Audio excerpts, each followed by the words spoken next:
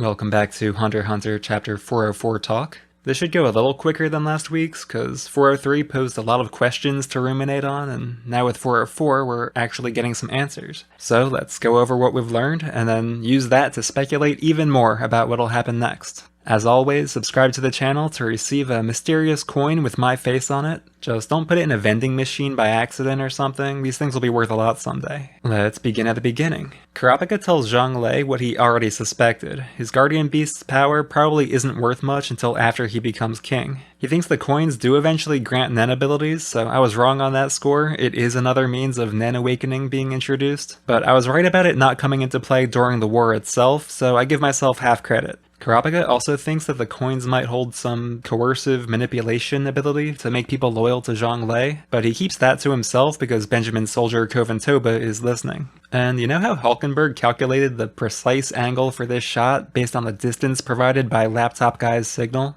Well, Kurapika can also do some pretty impressive mental math, cause he can subtract 10 from 11 and deduce that there's a missing coin. Naturally, that means Koventoba took it, so if Kurapika wants to learn what kind of coercion the coins are capable of, he's just gotta watch and see what happens to Koventoba. And he should be paying attention to that, cause now he's holding onto a coin himself. Zhang Lei offered him one, and he couldn't turn it down without offending an important ally. But nothing has happened to Koventoba yet. He hasn't become loyal to Zhang Lei, or he wouldn't be hiding the coin from him. So Kurapika's got at least 11 days before anything should happen to him, which puts this pretty low on his list of priorities. He's more worried about what Kaiser's been telling Steiner. Benjamin probably wants to trigger the special martial law to take over the war, and killing one of the mafia sponsors would cause enough chaos to justify that. Hey, since that's the case, isn't it weird that Kaiser's so eager to assassinate Lazarus? It's almost like he's planning for martial law to be declared for reasons of his own. Anyway, the target on Zhang Lei's back makes it too risky to move Wooble to room 1003, so Kurapika's gotta try to keep her safe in 1014, despite Silent Majority still being at large, and despite all the new dangers presented by the second Nen class beginning. But this is Kurapika we're talking about, and with Bill and Shimano in his corner, walk in the park. Alright, heart of the matter time, let's move on to the Balkenburg reveals. Some of you in the comments gave me some friendly pushback on this, but this time I got it right. He really did sacrifice his original body for good. The swap is not temporary, it was Shikaku who woke up in Sumidori's body back in 386, and they did experiment with Vict to learn what happens when the swapper's body dies first instead. And what happens is that the target's soul returns to its body and coexists in there with the swapper's soul. When one of the coexisting souls loses consciousness, the other one wakes up and takes over. And initial priority is given to the target's soul since it was their body in the first place. So knowing all this in advance from the Vict experiment, Balkenburg has a plan ready for this situation where he's swapped into Balsamico, even though it had a pretty small chance of happening with the swapper being chosen randomly. He kills his old body with the boot poison so that the reported symptoms match what Benjamin was expecting, and he takes a sleeping pill right before it dies. So Balsamico's soul re-enters Balsamico's body and coexists with him, taking control because the target's got priority, but then immediately falls asleep and gives control back over to the Balkenburg soul. That gives Balkenburg about 10 hours to do what he needs to do before the Balsamico soul takes charge again and starts messing everything up.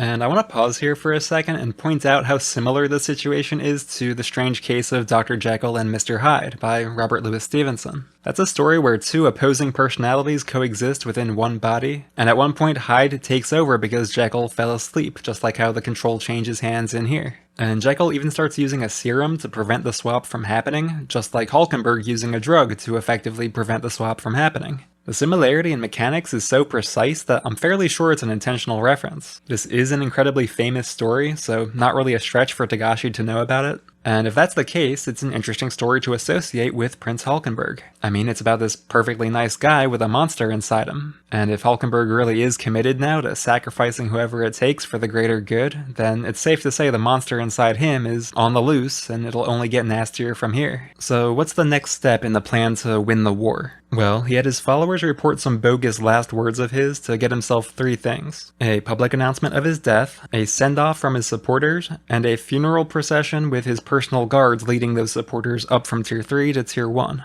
That's a lot of people who can charge up his bow, and it's also a lot of willing ammo, which might be just what Balkenburg needs. See, he's on a clock to swap his soul out of Balsamico's body within 10 hours. Some folks on Reddit are saying he's gonna swap himself into Benjamin or something, but he doesn't get to choose the swapper. So the plan can't be to just fire the bow once at Benjamin and hope that Balkenburg is randomly selected.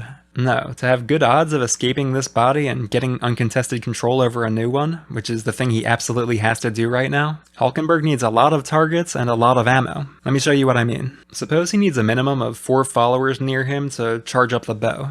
So with that many, he'd be able to fire once with a 1 in 5 chance to be chosen as the swapper, but if he didn't get it first try, he'd be down to 3 followers and unable to fire anymore. His odds are much better if he has 9 followers with him, cause of all the orders the 10 of them could be selected in, he's fine as long as he's not in the final 4 out of 10. So that's a 60% chance of success instead of 20%, great.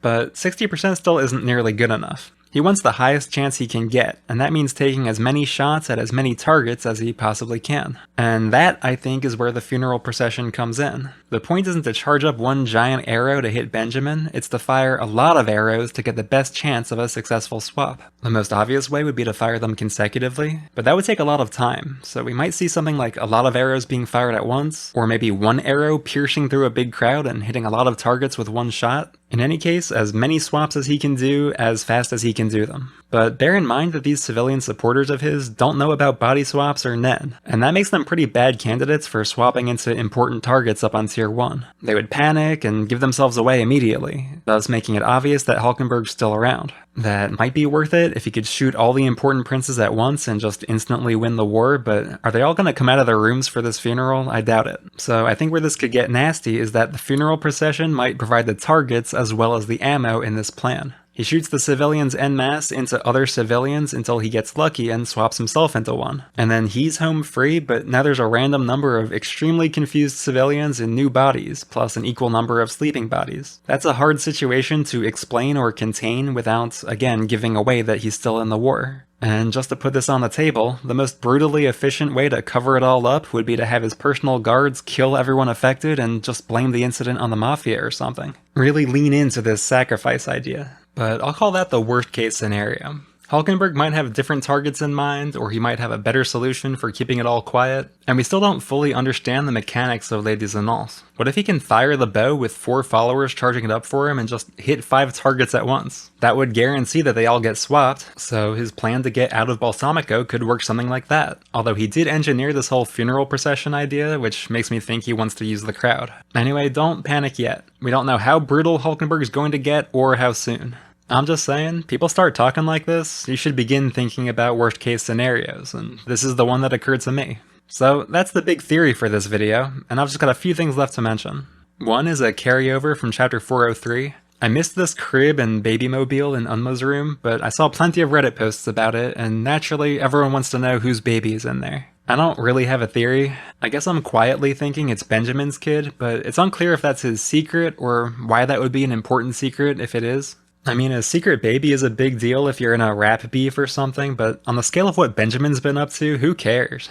But maybe it ties in somehow to a secret about his private soldiers and where they come from. Or maybe it's Balkenburg's kid or Seridnik's kid, but we have no hint at all as to why that would be important. You know, they have a kid, so what? Bottom line is, I've seen it, I've remarked on it now, I don't think we know enough yet to say much more. Next, I want to talk about this little Seridnik scene. Again, I've seen Reddit posts showing the visual similarity between Seridnik and a young Isaac Netero to suggest that Seridnik's the Beyond baby, which he is, but I think this vignette gives us an even more striking parallel. Seridnik is giving himself 2 weeks max to get his Zetsu time down under a second. Salkov thinks that time frame is totally absurd, and what's more absurd is he can probably actually do it. This echoes something we've been told about Isaac back in the Chimera Ant arc. He gave Gon and Killua just a month for something that would be hard for them to do in a year. Bisky thinks it's an unreasonable schedule, and she's the one who pushed Gon so hard that he couldn't keep up with her training schedule back on Great Island. So Isaac's demands being even crazier than hers really says something. Namely, Isaac was a Nen super genius who set ridiculous expectations for improvement because that's what he was capable of himself. And Seridnik is the exact same way. Just a fun connection I spotted. I was on the Seridnik being the Beyond baby train right from the start, so I'm not really getting more convinced, but if you're still unsure, or if you still think it's Mariam, maybe this will be what tips the scales for you. And lastly, I want to touch on this closing scene with the spiders. Nobunaga still has a hunch that something's up with the Hey Lee, you and me both man, and he wants to ask the other families some questions before attacking Morena's base on Tier 2.